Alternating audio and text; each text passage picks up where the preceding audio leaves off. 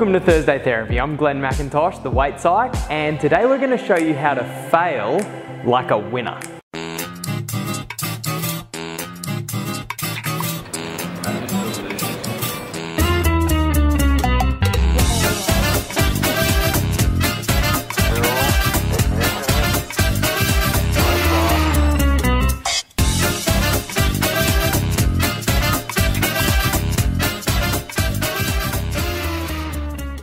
Welcome to Thursday Therapy, where I answer your questions on the psychology of eating, physical activity, weight, and body image every 2 weeks.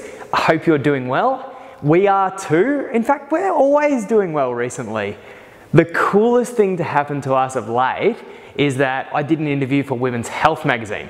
So the journalist called me up and said, Glenn, I'm doing this article on how to lose the last 5 kilos. We got a dietitian, we got a personal trainer. Do you want to do the mindset stuff? And I said, I don't know if you're going to want to print what I've got to say about losing the last 5 kilos, because there's a whole bunch of people that I see who take great care of themselves. They eat well, they exercise regularly, and if that last 5 kilos doesn't want to shift, I say to them, don't worry about it. Just focus on more important stuff and live your life. So I said this to the journalist, and to her credit, she printed it.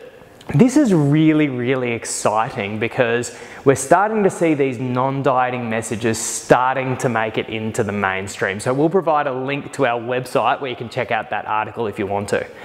But for now, let's get to answering today's question, which is a funny one. It came through via text message, and I don't know who it's from, but it's a really, really good one, and I think it applies to all of us. The question is, how can someone handle failure? I love this question because none of us like it, but the reality is whether our aim is to become healthier, we've got some other goal, or it's just life in general, we all fail from time to time. So I'm going to give you my 3 best ideas on how to fail like a winner. We're going to apply them specifically for people who are trying to improve their health, but they can really apply to absolutely any failure. No one likes setbacks. They're hard times, but you don't want to give yourself a hard time because you're having a hard time. Instead, you want to treat yourself with the same kindness and concern and caring that you would treat a good friend or maybe even a stranger. So this is what we call self-compassion. And if you can learn to treat yourself with the same compassion that you often extend to other people, because a lot of us, we're too hard on ourselves and much harder on ourselves than we are on others. If you can include yourself in your circle of self-compassion, then you're going to go through your health transformation with a weight lifted off your shoulders before you even lose a kilo. As a good exercise in self-compassion, you can ask yourself, if a good friend was going through this exact setback that I'm going through right now, how would I treat them? What would I say to them? What would I encourage them to do? Would I be judgmental or understanding? And that might give you some clues as to how to develop compassion for yourself in that situation. So I'd like you to do that as a little exercise. If you want to check out more about self-compassion, we're going to provide some links to the work of Kristin Neff, who is a world leader and is absolutely amazing. She's got some really cool free resources and also some programs that can help you learn to develop self-compassion.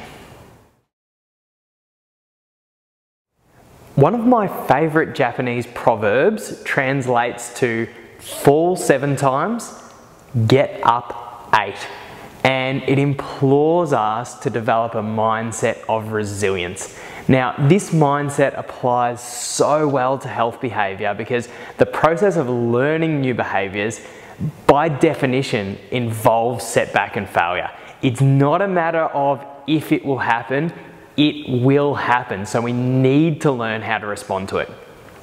A good example that I often think of is a baby going from its stomach to learning to crawl through to learning to stand.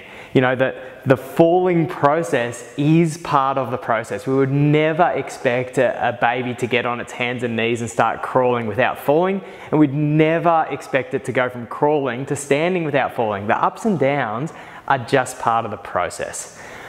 A way that I like to think about it with health behaviour change is that we're kind of taught by the dieting industry that change happens like this.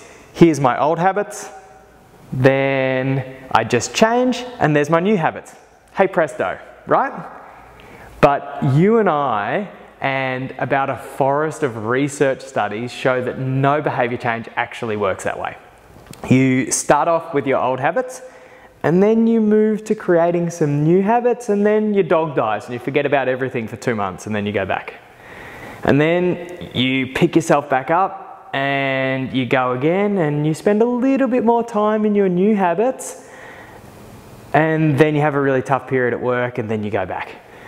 And every time you go back, you kind of feel like you're at square one, but you're not actually at square one because you're developing some more familiarity with these new behaviours, even if you still revert back to the old habit for a while.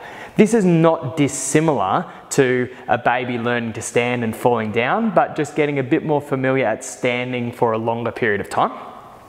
And then after a while, you end up spending more time in this kind of middle ground, and you can move from there. Now, human beings, we are so fantastic at forgetting our past progress. So even if you're in this middle ground with your new behaviours and you're making progress towards your eventual behaviours, you'll flick back and you'll still feel like you're at square one. And so the important thing to realise is, even if you do feel like you're at square one, if you're spending more time in those new behaviours, you're probably actually not.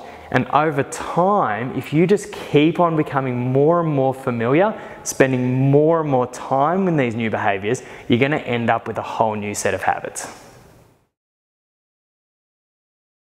Failure can be such a loaded word.